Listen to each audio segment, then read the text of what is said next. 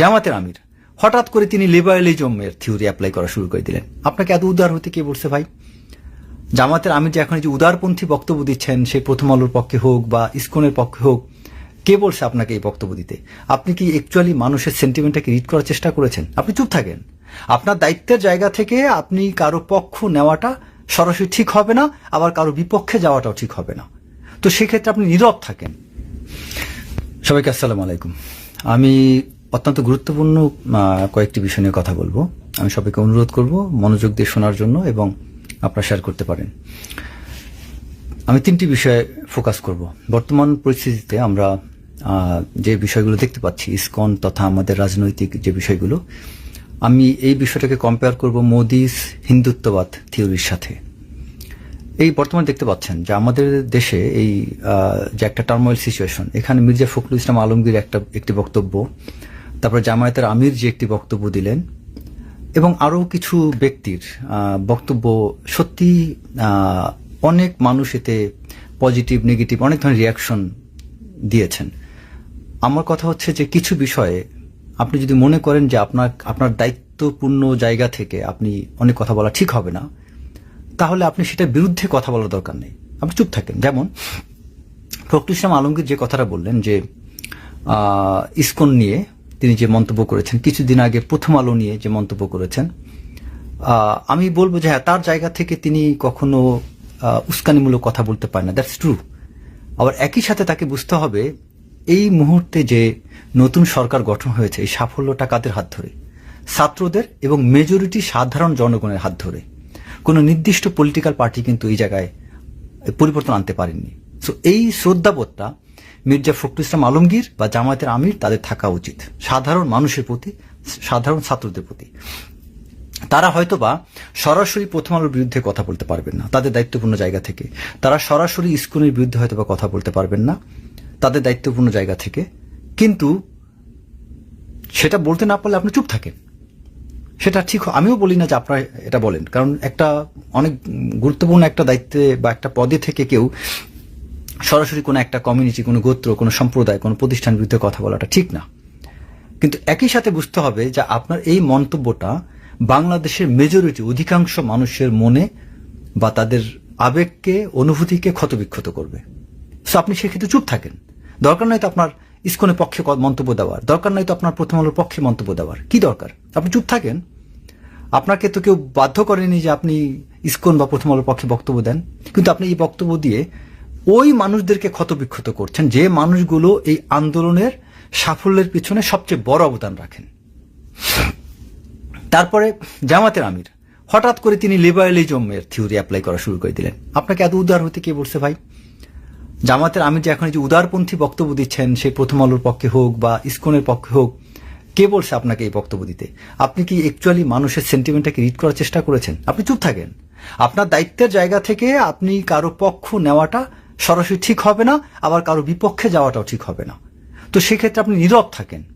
Diplomatic জেস্টারটা আপনি apply করেন। কি দরকার আপনার সরাসরি একটা অবস্থান নেওয়ার? কি দরকার আপনার প্রথম আলো বা আপনার ইসকন এদের পক্ষে পক্ষ নেওয়ার? আচ্ছা, এখন আমি আরেকটি প্রসঙ্গে যাই, এই আপনাদের জানার স্বার্থে।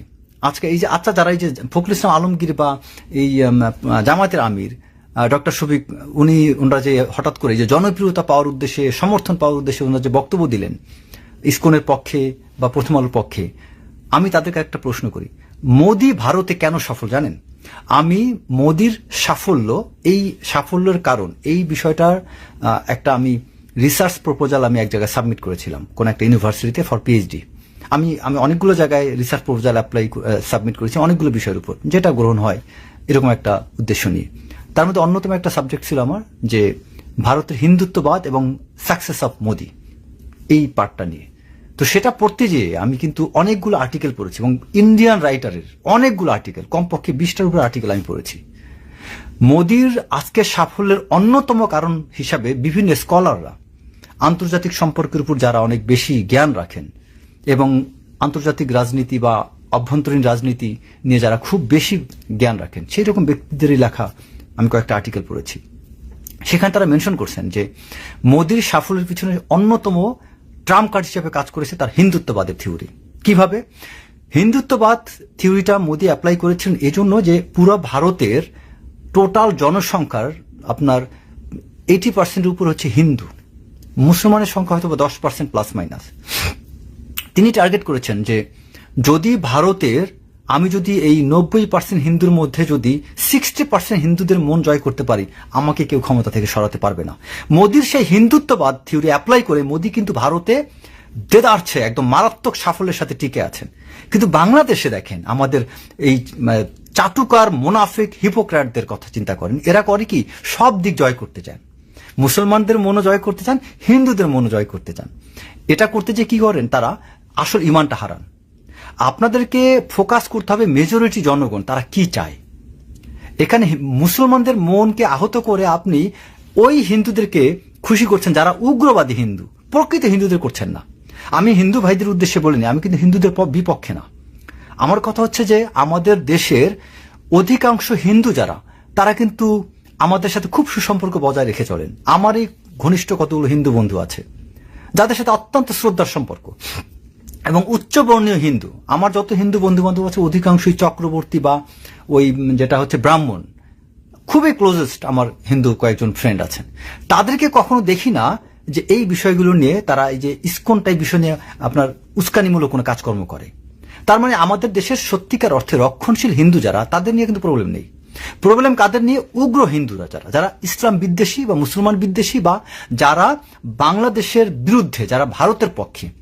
এই শ্রেণী হিন্দুদের মন জয় করার জন্য এই ডক্টর শফিক এবং আমাদের মির্জা ফখরুল ইসলাম আলমগীর যে বক্তব্যটা দিয়েছেন, এটা ভুল করছেন তারা। তাদের আমি যে কম্পেয়ারটা করলাম যে আপনি একবার ভারতের হিন্দুত্ববাদের থিওরি যে মোদি অ্যাপ্লাই করছে সেটার দিক তাকান। মোদি কিন্তু ওই জায়গায় কিন্তু ওই থিওরি অ্যাপ্লাই করে কিন্তু সে টিকে আছে, কিন্তু আপনারা কিন্তু মেজরিটি মুসলমানের দিকে বাংলাদেশে চিন্তা করতে পারছেন না। আপনারা কি করছেন? আজকে উল্টা আরো আহাম্মকের মতো কাজ করছেন। বাংলাদেশে যে মেজরিটি বৃহৎ জনসংখ্যা, সবচেয়ে মানে যে ছাত্র আন্দোলনের 100% যারা এই বাংলাদেশের যে জাতীয়তাবাদের থিওরি, বাংলাদেশের দেশপ্রেম বা মুসলমানদের অনুভূতি, এটা নিয়ে যারা আজকে এই আন্দোলনটাকে সফল করলেন, সেই ব্যক্তিদের বিরুদ্ধে যে সামান্য কিছু ব্যক্তিকে আপনারা খুশি করার জন্য কি সুন্দর বক্তব্য দিয়ে যাচ্ছেন, এর চেয়ে তামাশা কি হতে পারে? আচ্ছা, তারপর আরেকটা বিষয় আসি। দেখেন বাংলাদেশে এই যে ইসকন নিয়ে যে কথাগুলো হচ্ছে, আপনি খেয়াল করে দেখবেন ইসকন সদস্য কারা। যত ইসকনের মন্দিরগুলো দেখতে পাবেন বা তাদের, ইসকন তো হচ্ছে একটা এনজিও। এই ইসকন প্রতিষ্ঠা হয় 1966 সালে এবং ইসকনের প্রতিষ্ঠার স্থান কোথায় জানেন? নিউ ইয়র্কে। যদি হিন্দুদের তীর্থস্থান কোথায়? ভারতে। হিন্দুদের তীর্থস্থান যদি ভারত হয়ে থাকে, তাহলে হিন্দুদের সবচেয়ে বড় একটা মজবুত কোন ভিত্তি কি প্রতিষ্ঠিত হবে? নিউ ইয়র্কে। বলেন নিউ ইয়র্কে কে কারা করেছিল? এই প্রভুপাদ, যিনি এই ইসকনের প্রতিষ্ঠাতা, এই প্রভুপাদ হচ্ছে হলো আপনার ইহুদিদের, তিনি একজন পালিত একজন ব্যক্তি। তিনি আপনার জিউসদের দ্বারা ফিডেড, জিউসরা মূলত এটার সাথে জড়িত। এই ইসকন হচ্ছে জিউসদের সৃষ্টি একটা এনজিও। এই ইসকন দেখবেন যতগুলো জায়গায় ইসকনের মন্দির বা ইসকনের যে প্রতিষ্ঠান, প্রতিটা জায়গা দেখবেন নিম্ন বর্ণের বা নিম্ন গোত্রের হিন্দুরা থাকে। আমি নিম্ন গোত্রের হিন্দুদেরকে ছোট করে দেখছি না, আমি বর্ণ নিয়ে আমি কোনো করছি না, বাট আমি ফ্যাক্ট বলছি। বাংলাদেশে খেয়াল করেন, আপনি বাংলাদেশে কোথায় কোথায় ইসকনের মন্দির চেক করে দেখেন, প্রতিটা জায়গায় খুব গরিব নিম্নবর্ণের হিন্দুরা থাকে। আপনি উচ্চ বর্ণের হিন্দুদের এখানে পাবেন না। তার মানে কি? ইসকন হিন্দুদেরকে রিপ্রেজেন্ট করে না। ইসকন হচ্ছে একটা এনজিও। এই এনজিওটা ইহুদিদের সৃষ্টি।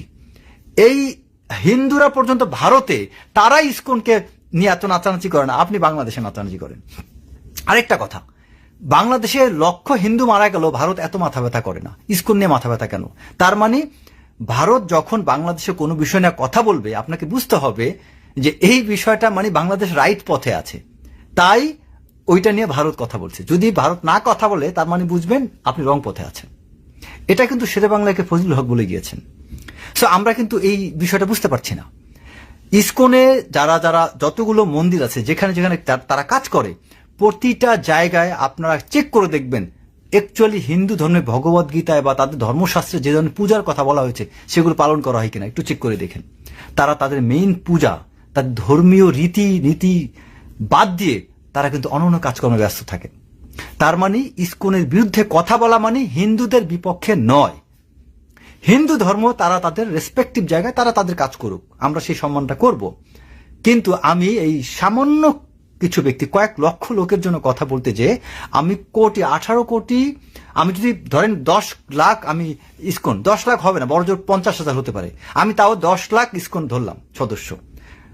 আপনি এই 10 লক্ষ লোকের মন জয় করতে যে আপনি 17 কোটি 90 লক্ষ মানুষের মনে আঘাত করছেন। এই ভারত কি করেছে? এই একই ভুলটা কিন্তু বাংলাদেশে ভারত করেছে। বাংলাদেশে তারা যদি সাধারণ জনগণের ইন্টারেস্টটা দেখতো, আজকে কিন্তু এন্টি ইন্ডিয়া সেন্টিমেন্ট বাংলাদেশে গড়ে উঠতো না। আমরা কিন্তু বাংলাদেশ, আমরা ভারতের বিপক্ষে না, ভারত আমাদের প্রতিবেশী রাষ্ট্র, তাদের সাথে অবশ্যই ভালো সম্পর্ক থাকবে। কিন্তু আজকে এই সম্পর্ক খারাপ হওয়ার পেছনে কারণটা কি? কারণ হচ্ছে ভারতের একতরফা বা একচেটিয়া আওয়ামী লীগের প্রতি সমর্থন বা শেখ হাসিনার প্রতি সমর্থন। ভারত কখনো বাংলাদেশের কমন ইন্টারেস্টটা দেখে নাই।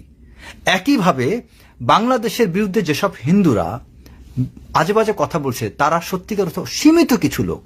সো আমরা সরাসরি হিন্দুদের বিরুদ্ধে কথা বলাটা আমাদের ঠিক হবে না, কিন্তু ইসকন যারা, তাদের বিরুদ্ধে কথা বলতে ভয় কিসের আপনাদের? এত মুনাফিকি কেন করতেছেন আপনারা? যদি আপনি মনে করেন আপনার রাজনৈতিক, আপনি বিএনপির মহাসচিব হিসাবে এই কথাটা আমরা বলা ঠিক না, আপনি চুপ থাকেন। আপনি যদি জামায়াতের আমির হিসাবে আপনার এই কথা বলা ঠিক হবে না, চুপ থাকেন। কিন্তু আপনি 2 জন মানুষকে খুশি করতে যে 98 জন মানুষের অন্তরে আঘাত করতেছেন, এটা ভুলে যাবেন না। ভারতের মোদির হিন্দুত্ববাদ থিওরি সে কিন্তু প্রপারলি অ্যাপ্লাই করেছেন। আপনারা কিন্তু বাংলাদেশে এই মুসলমান, আপনার ইসলামের যে মানে আদর্শ, এটাকে কিন্তু আপনারা অ্যাপ্লাই করতে ভয় পাচ্ছেন। আরে ভাই, ইসলামের আদর্শ মানে কোনো অমুসলিমের বিরুদ্ধে না। ইসলামের আদর্শ মানে অমুসলিমকে অসম্মান করা না। ইসলামের আদর্শ মানে আপনি কোনো হিন্দুকে কতল করলেন তা না, বরং আমাদের ধর্মে অন্য ধর্মকে সম্মান করতে আরো বলা হয়েছে। এবং আজকে দেখেন, এই যে যতগুলো মন্দিরে যতগুলো দুর্ঘটনা ঘটছে, অধিকাংশই কিন্তু প্ল্যান করা, মানে এটা ওই জঙ্গিবাদী কিছু হিন্দুরা করছেন। কিন্তু আমাদের মুসলমান জামাত বিএনপির কোনো লোক করে নাই। আমাদের ধার্মিক এই যে হেফাজত, তারা কিন্তু করেনি, উল্টা তারা পাহারা দিয়েছে। সো আমাদের যেসব জায়গায় আমরা অনর্থক ভয় পাচ্ছি, কথা বলতে আমাদের মধ্যে শঙ্কা কাজ করছে, তার মানে আমাদের ভিতরে মুনাফিকির কিছু লক্ষণ আছে। সো স্পষ্ট অবস্থান